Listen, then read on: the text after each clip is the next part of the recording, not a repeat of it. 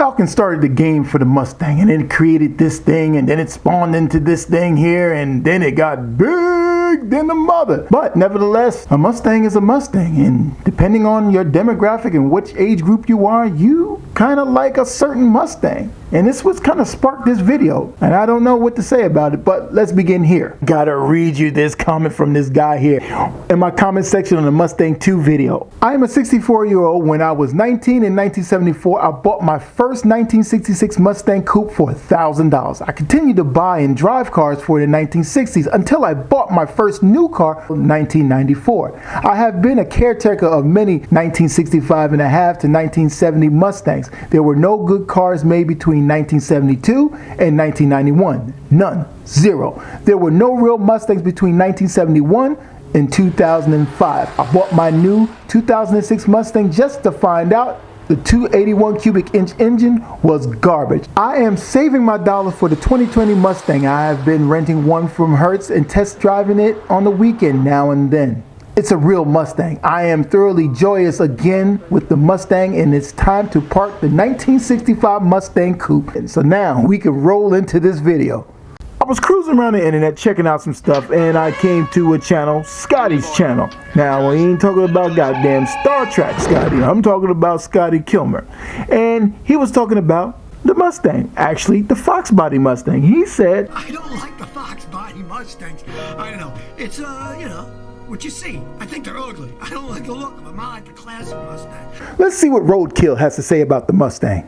Okay, you bought the man's Mustang, 67 and... Yep. Okay. Well, you have to guess which one it is. All right, well, it won't be a coupe. This is arguably the best body style of Mustang. This is the Mustang. This is the only Mustang. And you know, it's like, I want to debate that, but I can't really too much. I mean, I don't know. Maybe you guys can help me, but I'm going to put my spin on it, and then you can trash me in the comments below. So if you get in the first gen Mustang, if you a dude, you get the fastback. Now, around 69, that's the one dudes want. That's the one with the boss and all of that nonsense in there.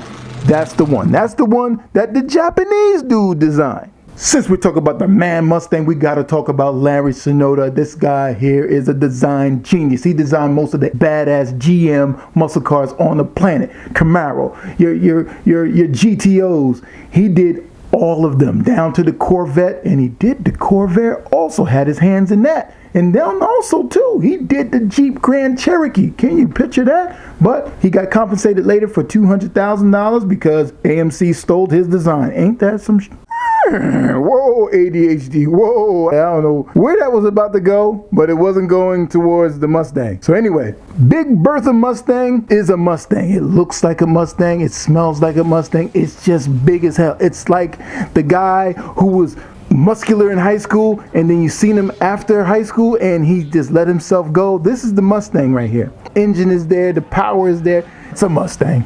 Now, Ford messed up all that good Pinto money. I mean, that money was coming from the heavens with that daggone Pinto. Now, they had to dish out all that money to people who well deserved that money. Unfortunately, in the circumstances that they were in, they had to get that money in that way, which sucked, really sucked. God bless those who lost their lives. But they dropped the Maverick to make the Granada, and then they spin off and made the Mustang II. Because they want the Mustang II to just be by itself. Because they seen that when they made that Maverick, it was messing up Mustang sales. They learned a valuable lesson about that, so they created the Granada. Designed to combine an efficient use of space, fuel, and money.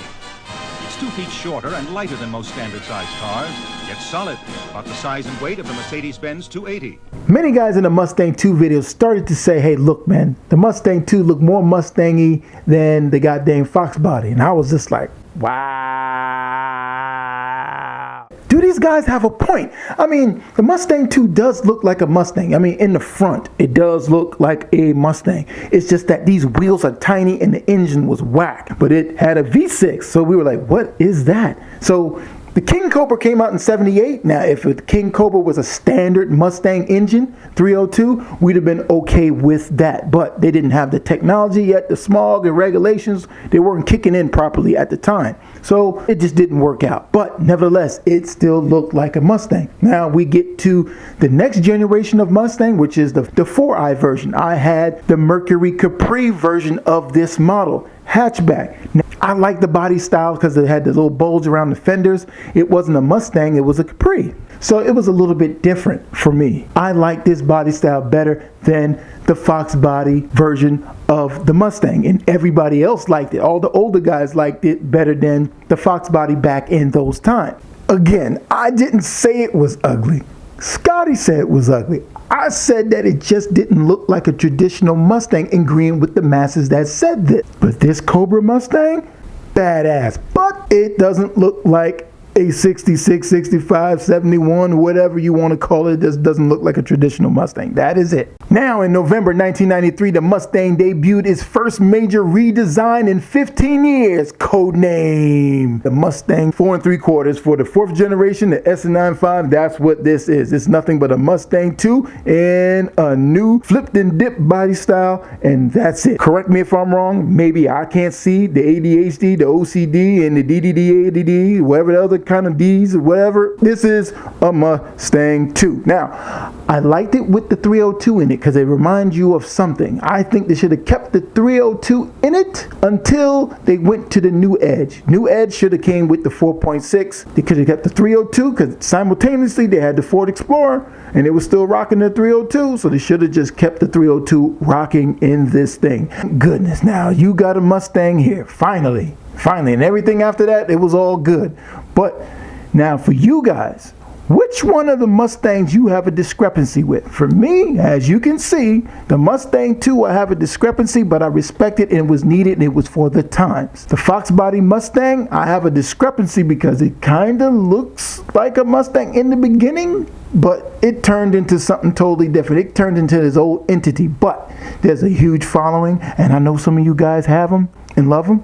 I ain't dissing the car. It just don't look like a traditional Mustang.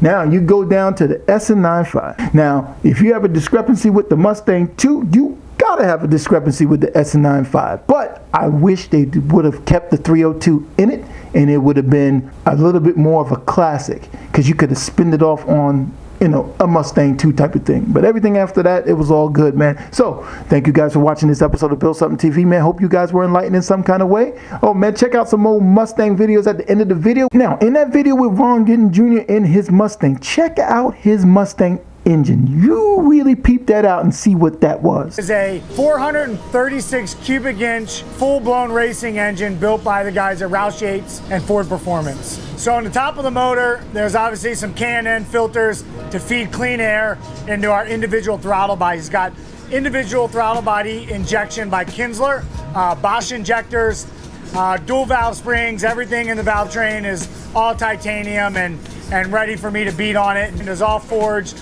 all proper pistons and rods and crank. This car puts out about 850 horsepower and about 730 foot-pounds of torque. It runs 14-to-1 compression, and it runs on 110 octane BP racing fuel. It's a 9-second drag car that goes drifting. Come on, man, give me the specs of the new motor. That's the old one. Under the skin of that body, our Ford Performance Roush Yates built motor makes about 1,000 naturally aspirated horsepower. Yeah, absolutely, and I love seeing it just peeling that wheel back. It looks gnarly. Yeah, obviously this thing's packing a huge punch, and you guys got a lot of fabrication here, a lot of chassis rigidity to hold this thing in place. So why don't you point out some of the key components of this engine bay?